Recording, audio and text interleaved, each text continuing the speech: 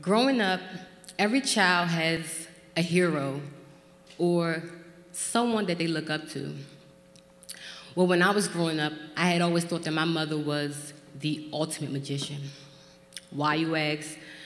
Because she always seemed to disappear and reappear. Whether it be for a couple of days, a couple of weeks, or months at a time, she always reappeared. And luckily for my four older siblings and I at the time, my grandmother had taken temporary custody of us due to my mother's disappearing acts. I can remember I was about the age of 5 years old, and we all gathered in the living room one evening, just normal, just gathered in the living room, and I'm sitting on the floor, and my back is turned towards the front door, and all of a sudden, I felt a gasp of air creep up my spine. And as I turned around, to my surprise, beheld a chocolate goddess. It was my mother. I remember my grandmothers turned their noses, and my siblings, their eyes had just filled with rage and disappointment, but me, I was naive. I embraced my mother. I was happy to see her, and I always was. And that night, she drew me a bubble bath that was bubblegum scented, and she washed my body with tender love and care, and she clothed me in my favorite pink silk pajamas that were filled with purple roses all over them. And just like that, with the wave of her magic, I was summoned to sleep. And she laid beside me, and throughout the course of the night, I woke up in a frenzy because I realized that she was no longer beside me. And I was so distraught that I ran to the next room, and I jumped into my brother's bed, and I said, "Mom, she's gone. She's not here." And barely awoke, he says, "Yeah, I know, but everything is going to be okay." And everything was okay until the next morning, my grandmother pulled me to the side.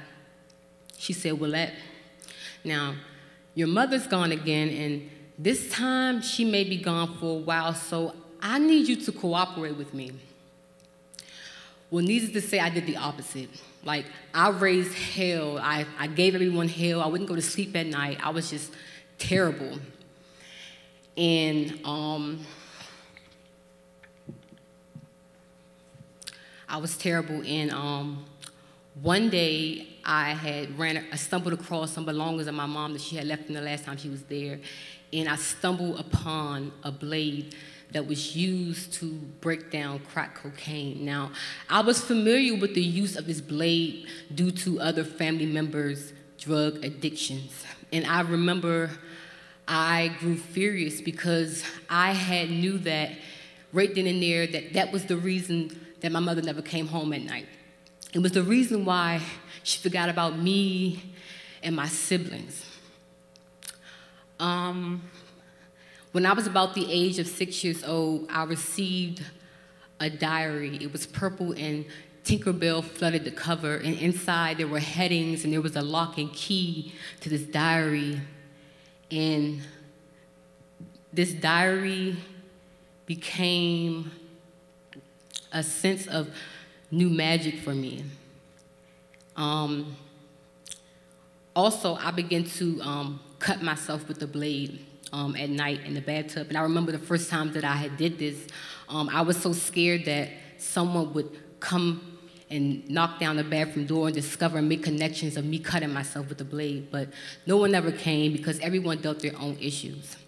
And when I had got this diary was a sense of new magic for me. And I began to write my thoughts and my feelings and everything, things that I couldn't tell anyone else.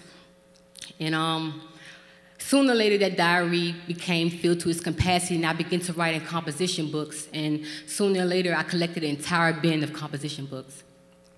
And I grew fascinated with writing.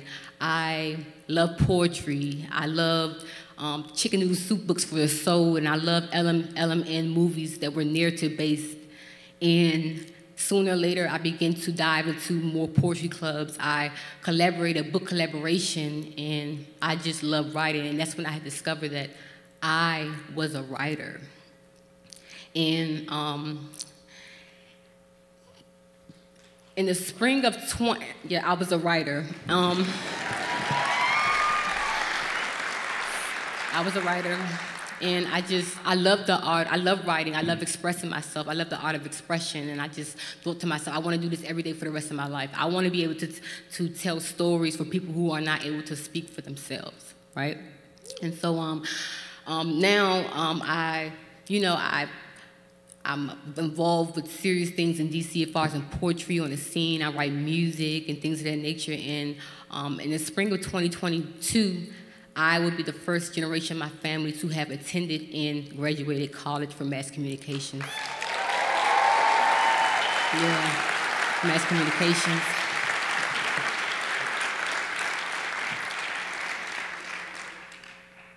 And when 2015 of May, my birthday's in May, it's May 28th, by the way, and my mother gave me the best present in my life. She went away to a drug rehab program, and she said, I'm going to be clean for you. I want to get clean for your birthday. I want to do that for you. Well, next year on my birthday, May 28th, my mother will be 6 years clean, and May 28th. And she is my best friend. She's here tonight. So we're like frick and fret, you know. And so ultimately, like, I have this reoccurring dream that, you know, one day that my writings would be, you know, told to the world. I want to write music. I want the world to hear my music. I want people to hear me, you know. And so ultimately, my goal is I just want to be heard. I just want the world to hear me. Thank you.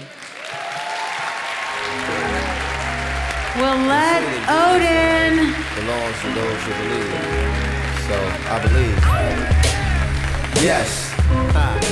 I start.